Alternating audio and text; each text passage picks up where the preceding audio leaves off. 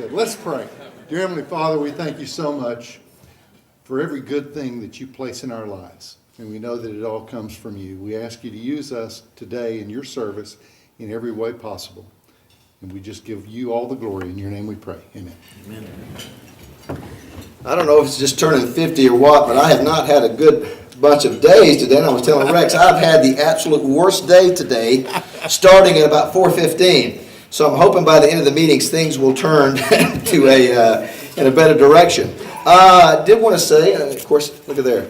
Of course, I bring the wrong sheet. How about that? Listen, what else can go wrong? What did you think of Jonathan Luigs last week? Were you impressed with him? I thought he was outstanding, and apparently, didn't realize this, but it got a lot of coverage in Northwest Arkansas. And so, some of his comments were rather stinging of the previous coach.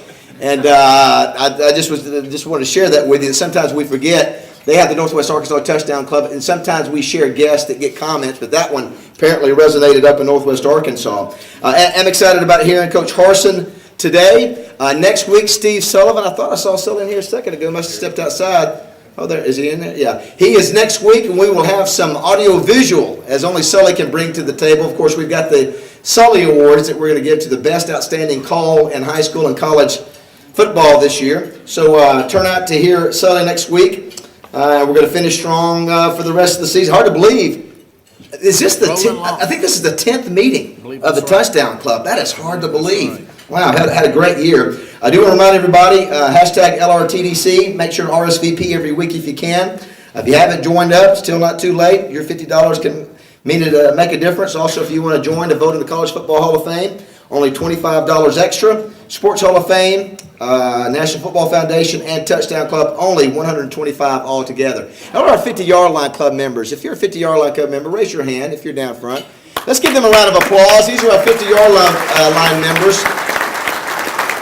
And we appreciate them who pay a little extra to help support the club and get their picture made with each speaker every week.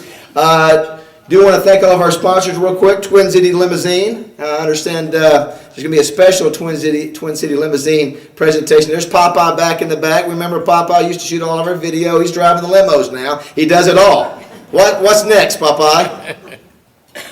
He's buying a helicopter. He's buying a helicopter. All right, there you go. I do want to thank 103.7 The Buzz. Justin Akron, I think, is on the phone with Coach Harsin. The reason you don't see Coach Harsin up here, by the way, I guess I need to acknowledge, if you wonder where our speaker is, he got fogged in. So they had to get in their car and drive. So they have supposedly driven within the speed limit to get here. They should be here any minute, but I just wanted to acknowledge that. And he's on the, I think in the way in, he's talking with Justin. So I do want to thank 103.7 The Buzz. The Little Rock Convention and Visitor Bureau, I think I saw David Russell Hill. Thank you, David, for sponsoring the Touchdown Club again. We appreciate that. Metters, Adams, and Lee.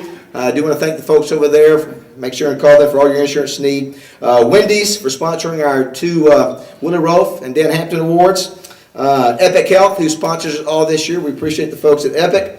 Wright, Lindsay, and Jennings. Where's Judy? So Judy and her whole crew is always good to see. Listen, if something legal breaks out during a meeting, we know where to go. You're right here. But we are getting ready. We're just a week or two away from the voting happening in the Cliff Harris Award. Right. And it's, I'll be honest with you, I've done the Broyles Award for 18 years, and I'm a little anxious about this Cliff Harris Award only because we have 500 schools. 500 schools that can submit a defensive player of the year. So it's a mighty big challenge, but hopefully it'll be something that turns out great. And I know appreciate Judy and the folks over at Wright, Lindsay, and Jennings Law Firm. Make sure and call them for any legal needs you might have. Crane Automotive, I don't know if I saw Drew or Larry here today. Thank you, Crane Automotive. The Democrat Gazette, Wally Hall and Tabitha Cunningham. We'll introduce our Player of the Year, Player of the Week here in just a minute. Metropolitan Bank. Lunchtime I was thinking, just think of all the great people that you had a chance to sit up here next to all the years. It's an incredible list. There are two of them. And two of them over here. Very good. Very good. Didn't get anybody. But it would probably be interesting to maybe hear over the 9 years some of the comments you've heard from. Yeah. Matter of fact, I just threw one at you a second ago. I mentioned the Jimmys and the Joes. Who referenced Jimmys and the Joes? What speaker? Pat Dye is correct. Very good. I think it was Mac down there. Paul Feinbaum liked lunch. Paul Feinbaum. It's a legendary. It's part of our lore here at the Touchdown Club. I won't Insulted repeat all our the sponsor. comments I've heard. He won't repeat all the comments he has heard. So that's a good point. I know we've got some special guests here today. I'll hold off on that for just a second. Let's go ahead and introduce our high school player of the week. Jack, you can go ahead and come up here. Jack Thomas is a senior quarterback from CAC. 2 weeks ago, now this is interesting. You know, every week we get players with some monster numbers, but there's a little twist at the end of his. He was 31 of 44 for 422 yards and 3 touchdowns, and ran for a touchdown in their win over Bauxite. Well, normally, those are good numbers. We have those monster numbers, but his team really needed it because the score of the game against Bauxite was 62-58. 60. Yeah, and Coach Shoemaker pointed out this past week in a loss, he throws for 453 yards and 5 touchdowns. So let's give a touchdown club welcome to our player of the week, Jack Thomas.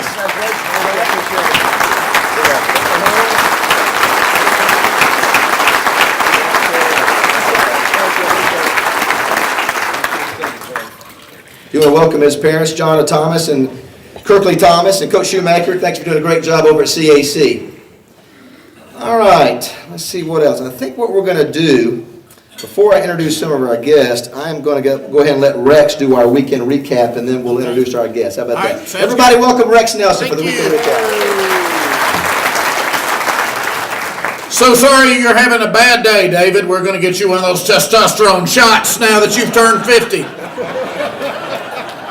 Had a great weekend. I mean, my high school team, my Arkadelphia Badgers went to 8-0. My college team, my Ouachita Tigers went to 6-1. My NFL team, the Saints, went to 6-1. So doing good. You know, a week ago, it was upset Saturday in the SEC.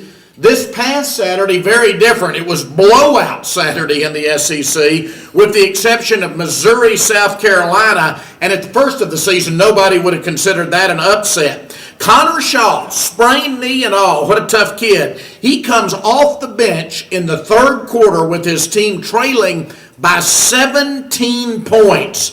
He went on to throw for 201 yards, 3 touchdowns. South Carolina scores on each of its final 5 possessions in the game, winning 27-24 in 2 overtimes. Missouri is now 7-1 after the loss, 3-1 in conference. South Carolina moves to 6-2, 4-2 in conference. They're back in the race in the SEC East. So they're battling it out in the SEC East to see who gets to lose to Alabama in the SEC championship game. But we'll keep an eye on that anyway. Now, speaking of Alabama, the Crimson Tide cruises past Tennessee in Tuscaloosa, 45-10. Alabama goes to 8-0, 5-0 in the conference. Now, get this. Since giving up all those points at Texas A&M, it has outscored its past 6 opponents 246-26. 246-26. You'd think there was a 52-0 thrown in there or something to get to those kind of numbers. Tennessee is 4-4 now, 1-3 in the conference. Tennessee has now lost 7 consecutive games to Alabama. Now consider, some of us are old enough to remember, consider how programs can change. Remember when Alabama was down and Tennessee was up? Tennessee won 7 consecutive against Alabama from 1995 to 2001.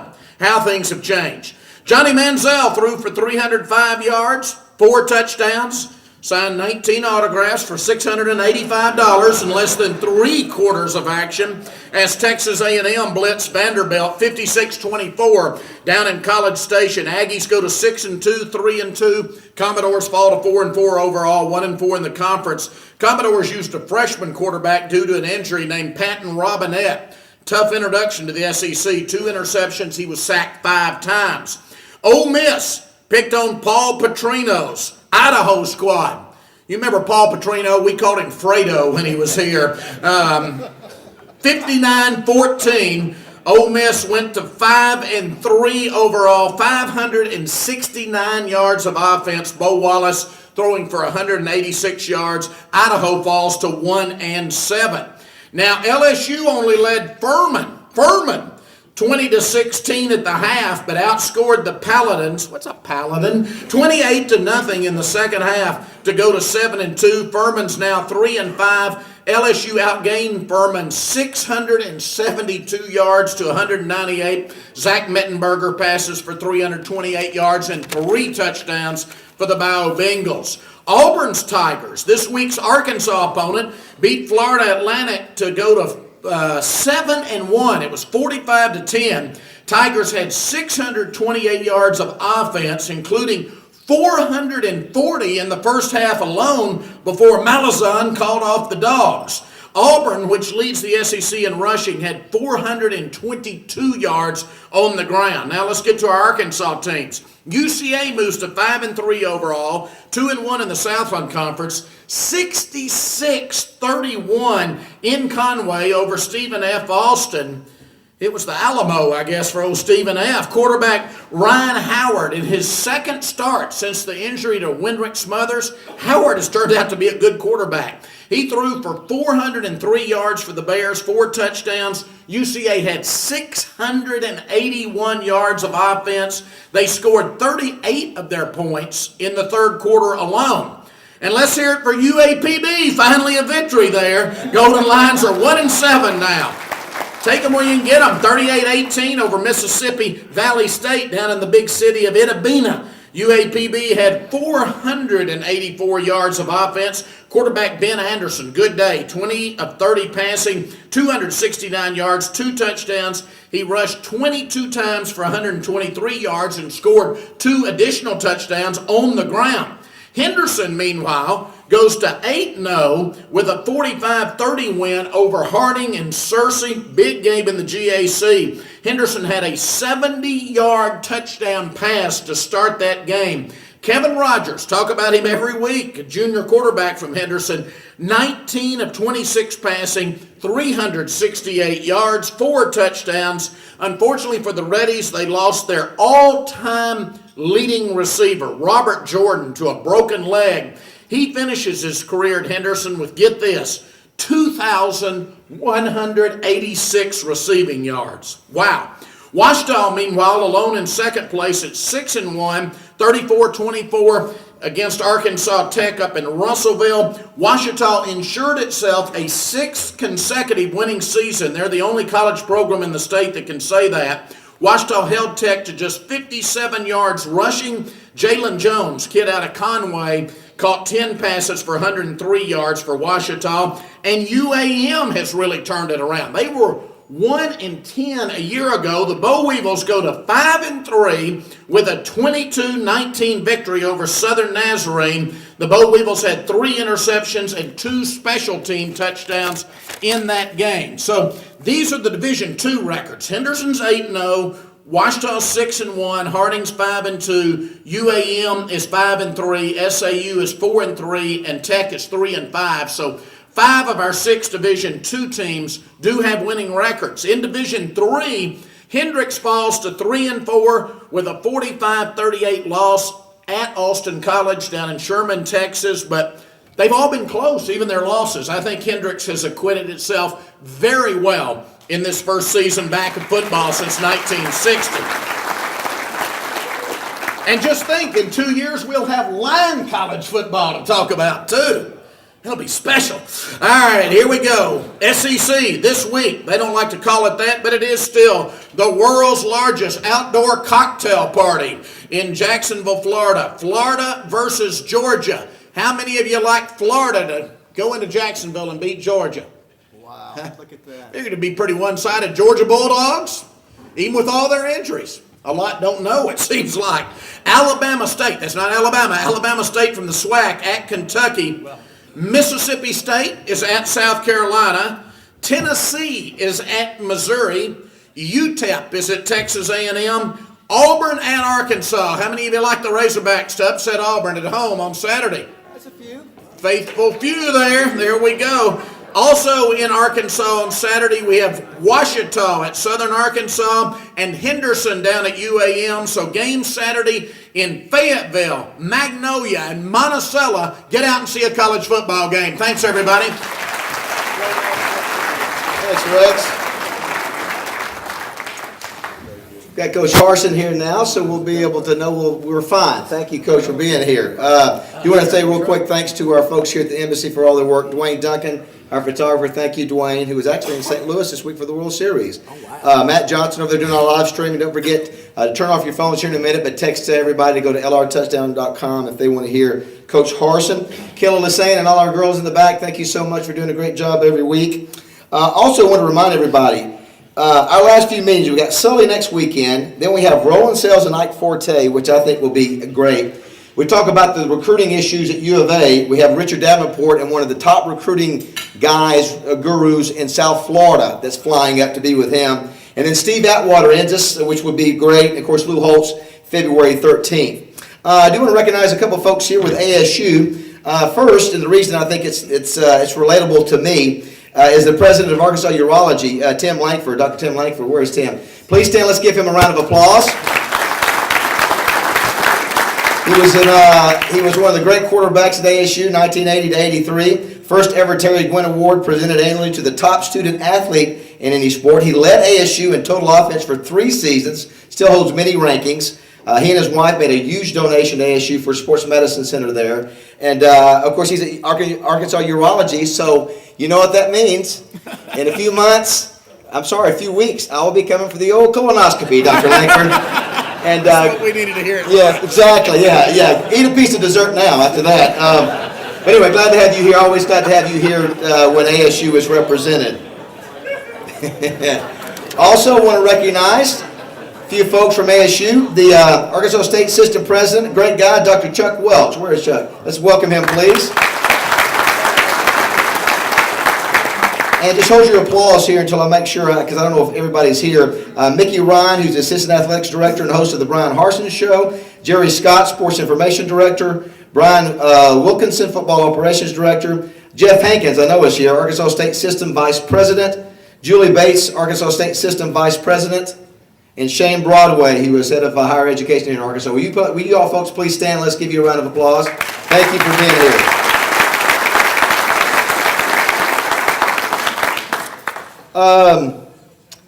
Did want to mention that it's great to have Bryan here. I first met Bryan when he was a Broyles Award finalist in 2009.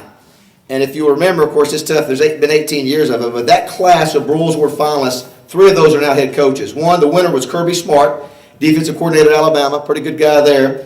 Another one is Charlie Strong, who's now the head coach at Louisville. Jeff Quinn, who was at Cincinnati at the time, was the head coach at Buffalo. And Dick Bumpus, who was defensive coordinator at TCU. So that's a great class, Bryan, that year. And I remember just being very impressed with Bryan. You know, I see all these guys come through, and some of them you can tell are head coach material, and some are not. Some are lifetime career assistants, and that's cool. Nothing matter that got to have them. But it did take long with Bryan to know that he was head coach material. And I'm not going to give Jim Marasco's not here, so I will not give a glowing lengthy introduction. But I did want to give you a little background on Coach Harsin. He was actually born in Boise, Idaho, and played at Capitol High School in Boise. Then goes on to play quarterback at Boise State from 1995 to 1999. His first coaching stop was as running backs coach at Eastern Oregon for 1 year. Then he goes back to his alma mater, 2001, at Boise State, where he was a graduate assistant, then tight ends coach. Then in 2006, he became the quarterback coach and offensive coordinator. That season, Boise State went undefeated, and this is an impressive stat. His 6 years as offensive coordinator at Boise State, they were 61-5, including 2 undefeated seasons and 2 Fiesta Bowl victories over Oklahoma and TCU. I'm sure Coach probably gets tired of hearing all the talk about the trick plays, and that's one of my questions, not because Chris Peterson, who was the head coach, 2-time Broyles Award finalist. And so I've heard that you called the play. I just want to make sure that, because Chris tells me he called the play, so I just want to. I'm here. He's here today. He called the play. But what a 6-year run that was. Then he went on to become the offensive coordinator under Mack Brown at Texas, 2011, 2012.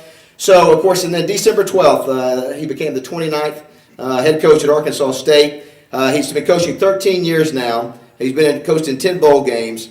His wife is Kes, correct? Yes. Yeah, his wife Kes, they both have 2 daughters and a son. And when I heard the news that Coach Harsin had been hired, of course I knew Coach Freeze. We've had Coach Freeze speak here and Coach Malzahn, and I thought, boy, if all the guys that ASU could get, they certainly got a winner in Bryan Harsin. And we're really glad to have you here. And you know what, Coach, we hope you break the streak of ASU coaches that are not here the following year after they speak.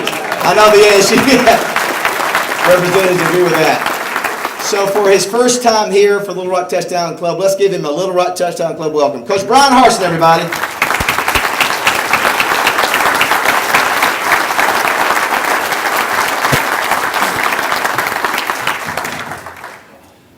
Well, thank you for that. We made it. Let me say that. It was an interesting morning. I'll kind of tell you a little bit about it. Had a flight planned and was working on the game plan and ready to go. The fog rolls in, not looking good. I'm kind of thinking, well, I'm just going to get some more game planning done here. Jeff Hankins, no, not going to happen. All right, he's a dog now. He called up. We got Brian Wilkinson, Mickey Ryan, Jerry Scott. We got loaded up in the SUV and we were on our way. So it's been kind of national lampoons, for coaching staff right here. But we made it and excited to be here. Excited about, what's happening at Arkansas State. Excited about our sport, and everything that's going on there. And, one of the things, as we look, into this season and kind of where we are right now, things have gone well, things have not gone well. There's some things that we've got to improve, and things are getting better. And that's the reality of Arkansas State right now. And the reality of that we're looking forward to, or the future, it looks bright. And we're all excited about that. Our coaching staff, the families, the people on campus, our players. We have a lot of good young players right now that are excited about getting out to practice tomorrow and competing this week, but know the direction that we're going. And so there's a lot of great things happening right now. We've got tremendous support, and we feel that. What's happened this year, what's transpired so far, I think we're a team that needs to be more consistent, if you want to talk about the football side of things. We win a game, kind of feel good about ourselves. We come back, we don't perform that well. And so it's been one of those, you look at our record, win-loss, it kind of goes down that way. And I talked to the team about it. And one of the things that when you have success at a place, or you have success as a person, it's being able to handle that. Sometimes that's even harder than having defeat. Because it seems when we come back from a game where we haven't played well, we've been defeated, we seem to have a little bit more of a sense of urgency. And the reality of it is you got to have that all the time. It was funny, I was listening to the radio station coming in, and they're talking about Nick Saban. He's never happy. He's always got that scowl on his face. But I think the one thing, they've performed well. There's a team that sustains success over a long period of time. And I think the reality of it is, in this sport, as you know, each and every week, you got to show up. You got to have the same type of mindset. You got to have the same type of urgency. You got to work harder when that bullseye on your chest gets bigger. And that's where we are. For the last 2 years, Arkansas State has won the conference championship. Teams that are going to come in here in our conference want to beat us. Bottom line. So the bullseye is bigger. Well, that's okay. We accept that responsibility. Reality of it is we've got to go out there and accept it in a way where we perform and know that we're not scared of anybody. We're poised, but we're always paranoid. At the same time, we're ready for that. And so, as we talked to our players, we had a good meeting last night. We had a good practice. And really just getting back to the basics. When I say basics, it's not basics of schemes. It's not basics of football. It's basics of how to handle the situations we've been dealt with our 18 to 22-year-olds. And they understand that. And so, bottom line is, we didn't perform that well in our last game. And we have an opportunity now where we still have a chance to win our conference. We've been here before in this position. We're going to need a little bit of help. We don't control our destiny, but we do control the opportunity about the next 5 games we play, and then hoping we get a little bit of help and we can put ourselves in that position to win the conference. And if we take care of our next 5 games, maybe there's 6. And that's what I told the seniors. And that's what I told our football team, and particularly the seniors. I asked them and challenged those guys that said, you got 5 guaranteed games left. You don't know if you're going to have a chance to go on and play. No one knows that. There's no guarantees there. If you take care of the 5, maybe you got 6. That's what happens. And just the reality of that, I think, sets in with those guys when they look at it and go, they got 5 left, and the sense of urgency starts to pick up. And I think the young guys understand that as well, with the respect factor they have for the older guys is they got 5 games left. And so in those next 5 games, starting with this week with South Alabama, it's about consistency. It's about coming out there and performing each and every day. It's taking out all the other distractions that don't really mean anything and just getting back to the basics of focusing on what we have to do from a mentality standpoint each and every week. And that's what our plan is, and that's what we're going to do. And we accept that challenge. We've got a lot of guys that have a lot of heart. We don't want to lose. We don't go out there to lose. We go out there to win, and that's what we're going to get done. So these next 5 games, that's what we're going to do. We're going to win the next 5 games. It starts with South Alabama, whatever it takes, and we'll get that done. So our coaches, our players, they're preparing for that, and their mindset is where it needs to be. As far as the future goes, we had a great week this last week getting out on the road and doing some recruiting. We had an opportunity to take advantage of the schedule. We've had a funny schedule. We played 5 games in 28 days. We played 2 games in a month, and then we played 5 more games in 30 days. And so, everyone asked, you've been through a schedule like that? No, I haven't. Not even kind of. But you know what? We've taken advantage of the time as far as recruiting goes.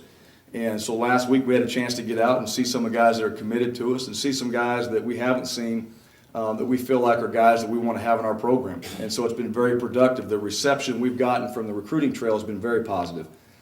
And so from that standpoint, when you look at that, where people are coming out, they're talking about Arkansas State, players that are committed to you are talking to other players about Arkansas State, they're excited about it. Now you got something going. Now you know that you've got an opportunity to continue to build on the brand that's been established. And so that's what we're doing in that department. We're going to continue to recruit guys that are top-notch players, top-notch people, and great student athletes. And we'll get those kind of guys in here, and that's going to help us continue to build where we are. We got good young players right now that nobody's seen. Every week, Dijon Pascal, I can tell you that name right now. Just lock it into your brains. You're going to know about Dijon Pascal here real soon. We see him each and every week, and he's a guy that's going to be a force to be reckoned with at wide receiver. Brandon Cox, another wide receiver, that's a good young player for us. And so Javon Jones, a D lineman that nobody's seen, that's put on 30 pounds since he's got in here. We got a lot of guys that are just kind of waiting there, that are young guys that are waiting for their opportunity. And we're going to lose a bunch of seniors that are all good players. And those guys are going to have to step up and replace them. And they know, and they're learning from those guys right now. And I say the seniors at this point are doing a great job of helping them out. But the future, as far as what we have, right now, at our disposal as far as people and as far as players is very positive. And so we're excited about that. And we look forward to getting those guys opportunities when they have their chance in spring to go compete for starting positions. As of right now, we're taking care of business. Guys are doing a great job in the classroom. I think our academic area, where we spent a tremendous amount of time, is just getting better and better. And those are things that are very important to us. We sit in those homes with those guys. We tell their families that these guys are going to graduate and have that piece of paper when they walk out of there. We mean it. And so we're going to do everything in our power to make sure that happens. And we always tell the players, we talk about academics, you get a little grumbling and groaning a little bit because they don't quite have it figured out yet. But, really when you ask them, what are we asking you to do that's bad for you? Go to class? It's not bad for you. Take care of your business? That's not bad for you. Get good grades so you can graduate?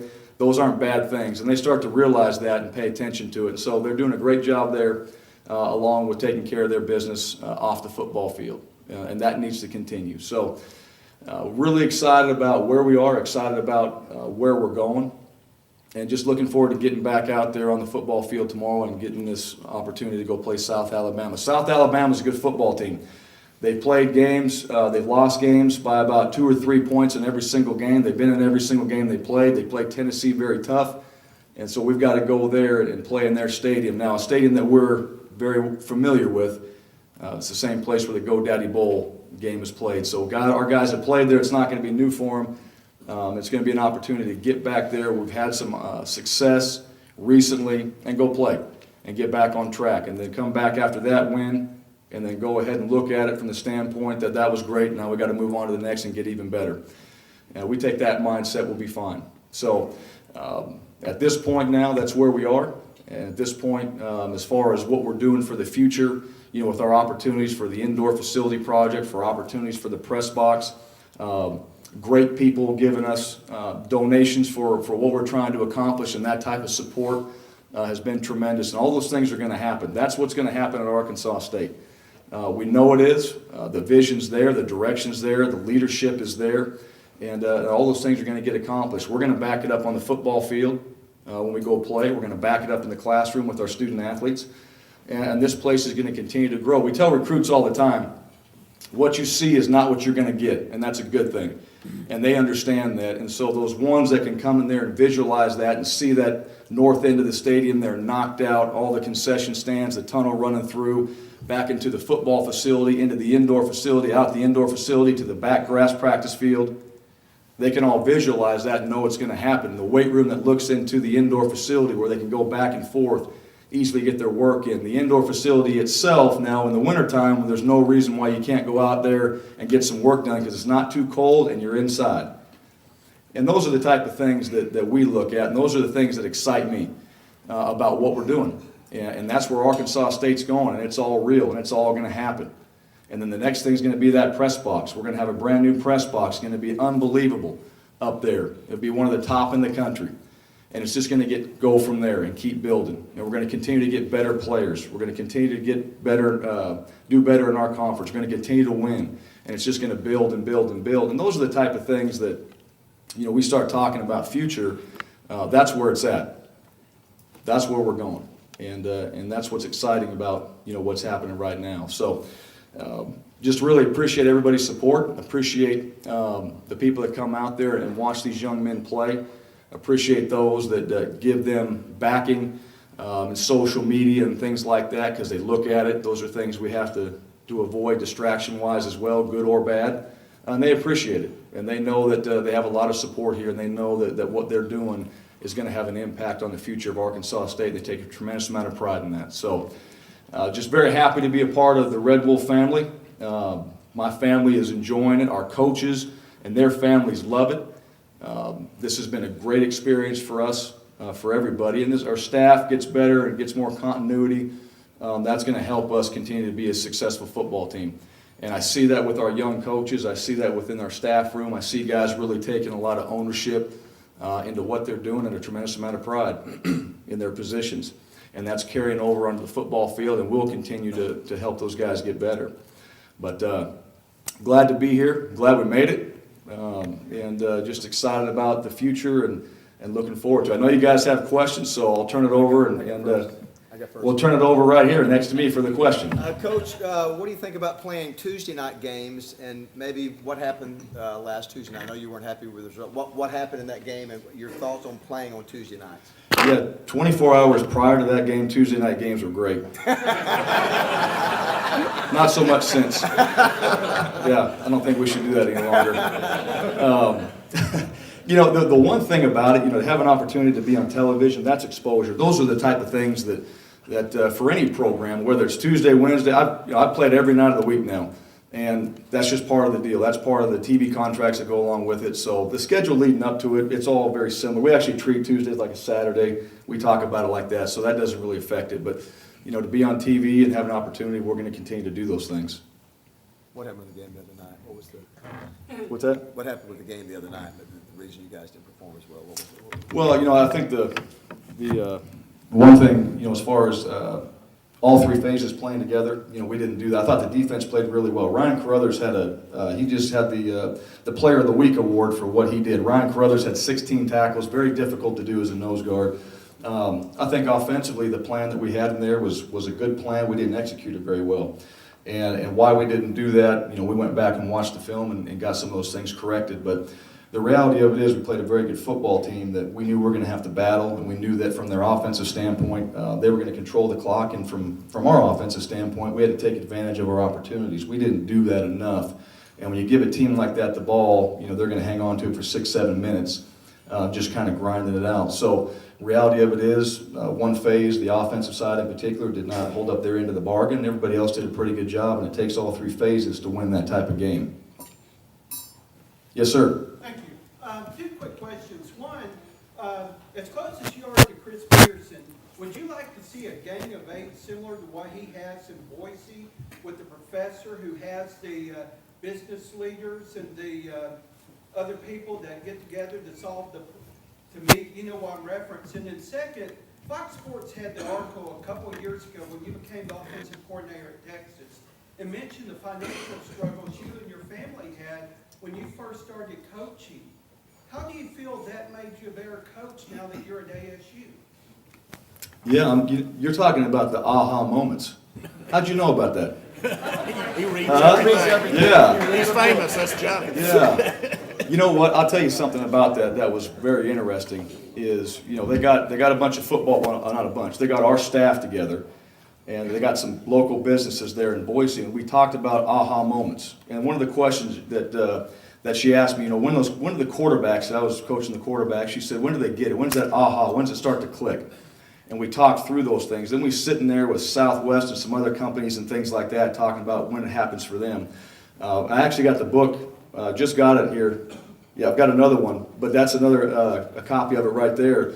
And I'm getting ready to read it again to go back and see what those aha moments were again. Obviously, we need some of those here, but that was very interesting. And I think that's good. I like that setup. And if you'd asked if we could do something like that, absolutely. Because that was something for our staff. We walked out of it, and as a staff, we learned a tremendous amount from what other companies were doing that we could apply to the football part of it.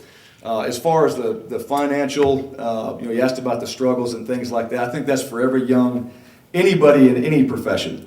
But coaching, well, I sat down when I decided, I was talking to Eddie Porter last night and Dexter Blackman, and they said, Coach, when did you decide you wanted to be a coach? I said about a week before I was done playing and decided I have to go out in the real world. And I sat down with Dan Hawkins. All the coaches there, I said, hey, I want to coach. And they're like, yeah, that's great, and they all walked off. And then Dan Hawkins kind of took me under his wing and said, all right, here's the deal. If you really want to do this, you're going to make zero money for 4 years. I said, I don't want to do this now. And then I came back the next day and said, all right, you're going to make zero money for 4 years. That's the reality. And bottom line, going to Eastern Oregon in LeGrand there, it is what it is. I was working long hours. And really, to be honest with you, it really didn't matter. And my wife thought I was crazy. We were married, had our first daughter at that time, and that was never what it's about, ever. I just enjoyed it, enjoyed being a part of it, enjoyed trying to do a better job and try to help these young men with the football side of things. And but all that, for any young coach or anybody in profession, that's part of what you go through. And I think that's the grind and the desire you show when you have to be in those situations. This is what you want to do, and the hard work does pay off. Yes, sir. Sophomore. What do you expect from him as junior and senior year? Well, I'll tell you right now, I expect a lot from him now. And Freddie's a guy. He was in the mix. We went into the Missouri game, and we were rolling in the Missouri game. We had used Freddie. All right, up to that point, him coming in, everything was good. It flowed well. We get to the Missouri game, we did some of it. It didn't quite flow as good. And so coming out of that game, because we had a decent performance, we said, you know what, we just need to let Adam kind of keep flowing through the plays in that situation there. It had nothing to do with Freddie. Freddie's done a great job. And so we tried to let that happen in a few games, and it worked. That philosophy worked. Now, I think Freddie's a guy that you're going to see back in the mix. I think he's a guy that continually works hard at getting himself prepared to play the position. He can move around and play other areas on the football field, but he's one of our top 5 guys that needs to touch the football. We just got to be creative in how we do that. And so as far as his future goes, we're going to utilize him now. He's going to continue to develop. He's going to have an opportunity once Adam leaves going into spring to be our starting quarterback. And he's got a different skill set. We're going to have to do some things differently, utilize his talent. But the thing for Freddie that I like, the mindset he's taken into these games. There's been some disappointment because anytime you want to be on that field contributing, he hasn't had a chance to do that. It's not his fault, but he'll have more opportunities as time comes in these next few games to be able to do that. And I look forward to his development because of what he's doing right now in practice, and he's getting better. And we'll see where we go from there. But Freddie's a guy. He's a tremendous person, tremendous player, and he's a guy that we need to continue to find ways to get the ball to. And we just got to be creative in those ways, and hopefully it flows with the game plan that we're utilizing. Coach, you've been here 8 months. Your vision for Arkansas State, you've had a field to see, obviously the Razorbacks are a dominant program here in the state. What do you see, what kind of vision do you have for Arkansas State as it applies to where the Razorbacks stand in the state? Yeah, well, I think the one thing, getting the whole history on it, we're about 96 years behind, on that deal there. So, and we got to make up a lot of ground. And I think the way we do that is we're doing things, and I'll talk football specifically. I'm not even going to talk about on campus with the new buildings and the things that are going on there. Football specifically with the new football complex, okay, with the new press box opportunities.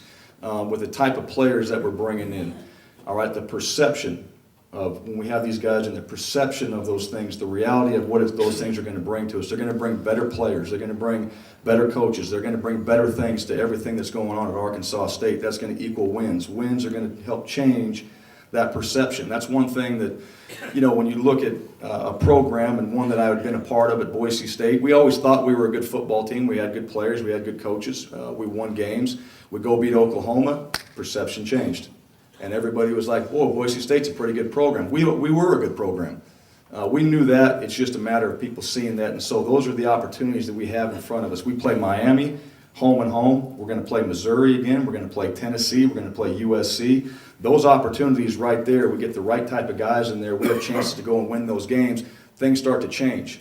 Things start to change. It gravitates towards, what we're doing. And that's really, what we have to be able to do. And I think our fan base continues to grow. I think as far as what our coaches and what we're doing, getting out there and trying to build our relationships in the community has tremendously helped. And that will continue. And that's part of our goals as a coaching staff of what we're trying to accomplish within the state of Arkansas and making sure we're doing our part. Yeah, for those from a recruiting standpoint, Coach, do you focus first on Arkansas, and maybe for those who don't know, are there certain states that you have histories with that you like to recruit, or maybe your recruiting strategy?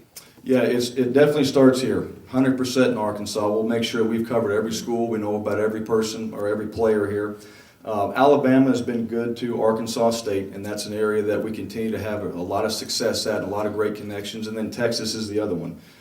We spent a lot of time there this last week, and with my connections that I had there, being at Texas, and some of the coaches I got a chance to meet, and guys on our staff. Our assistant head coach Kent Riddle came from North Texas, has a relationship there. Brad Bedell recruited Texas as well. So there's a lot of opportunities for us at Texas, and we know the type of player and the type of person we're going to get, and the type of programs they're coming from. So those three, we start at home. We take care of home base here. We're going to get our best players here in the state. We're going to get players from Alabama. We're going to get players from Texas, and then Memphis and Tennessee and Mississippi and Louisiana are areas that we'll cover as well. And we have a little bit of a connection. Bush Hamden, our quarterback coach, was at the University of Florida, was the wide receiver coach there, and so we've got some people over there helping us as well. But home state, number one, Texas, Alabama, those would be big areas for us in recruiting. I have a question. As somebody who's played and coached in other states, you've probably heard the Razorback athletic director has said that everyone here is a Razorback, regardless of where you went to school. Is that egocentrism, or is Arkansas really a special place that something like that can't fly here? Is everybody in here Razorback fans? No, so that's not true. I think that's, like any place, I hope, I understand it, because I think that's a philosophy that you want to have as far as having pride in your university. At the same time, that's not true. And I think the one thing that Arkansas State has done, particularly in the last couple of years, is continue to grow that fan base population, and it's going to continue. Jonesboro is a great place, and if those that have been there or go through there quite a bit, every time I drive down the stadium, there's something new being built. It's booming, it's growing.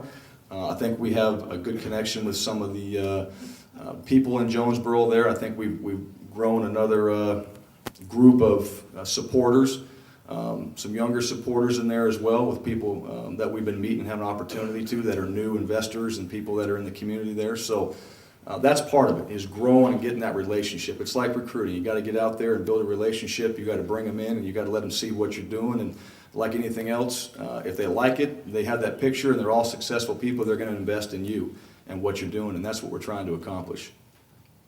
Yes, sir. Are y'all playing UAPB again this year? I hope not. Coleman boy. What's that? Coleman boy plays for ASU. He was asking Coleman, y'all playing UAPB this year?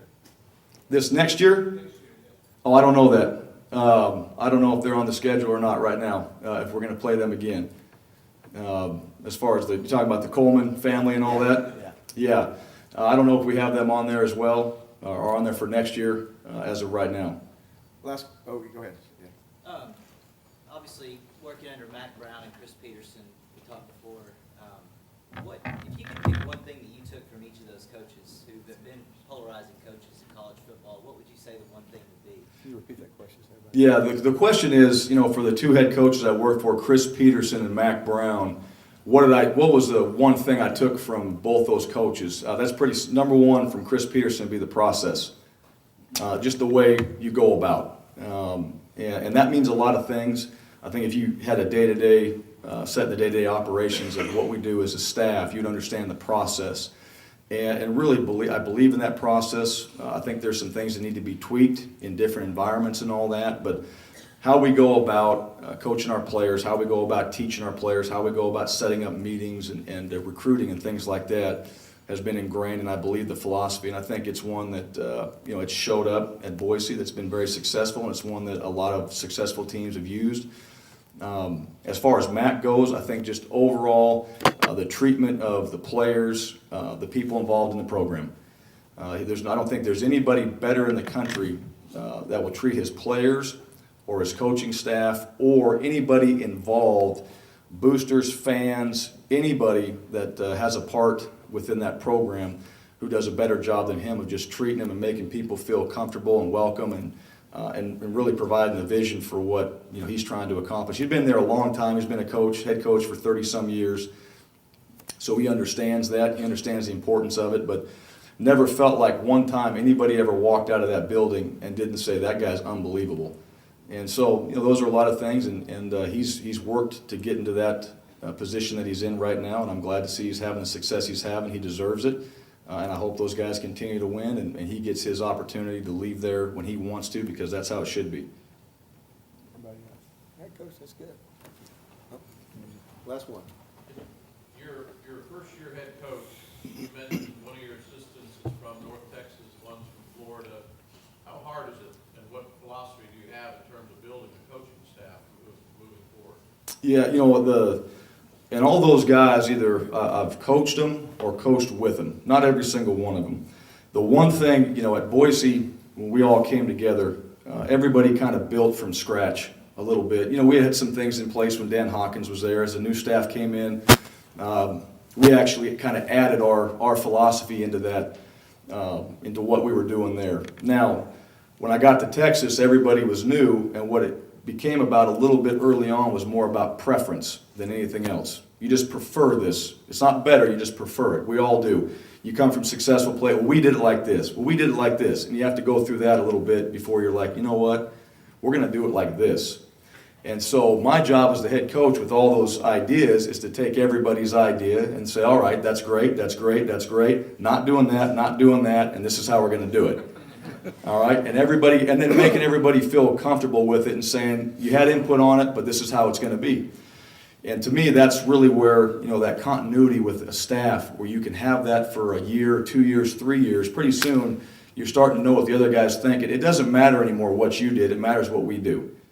And that's the reality of where we are. And I think that's happened. I think we have a mature staff. I think we've got a good range of young and older guys in there that have been through it. Steve Caldwell's a guy that's been through the fire, and he's able to kind of sit in there if things aren't going good and kind of bring everything together and say, all right, you guys have done it like this. Let's make sure we're doing it this way. And he's a great, a great voice in there for guys to listen to. So that's really been the exciting part about it, is bringing that together. I start to see it with the young coaches, and what you see when that happens is everybody starting to take their area of responsibility, and there's nothing more important than what they have to do for the team and making sure their guys come prepared and taking tremendous pride in that. So, but that's been a learning experience, and I've enjoyed every part of it. And I like our staff, and I enjoy the staff, and I like what they're doing. I think that's all the time we have, right? Okay. Well, listen, a lot of great things. We got a big game coming up, South Alabama. We got to get ourselves, we got to win these games. We got to start with South Alabama and go get ourselves back on track. A lot of great things happening at Arkansas State. A lot of great people at Arkansas State. A lot of good young players that are going to be coming up that you're going to like watching and take a tremendous amount of pride in having to be a part of your program. And then the recruiting classes that we're having a chance to get filled right now with a whole year under our belt of seeing these guys play. You're going to be proud of them as well. Excited to be here, excited for the support and everybody that comes out there and watches us. Just appreciate it. We're getting better, we're building, the vision's there, the direction's there, that's where we're going. So appreciate everyone. You go Red Wolves.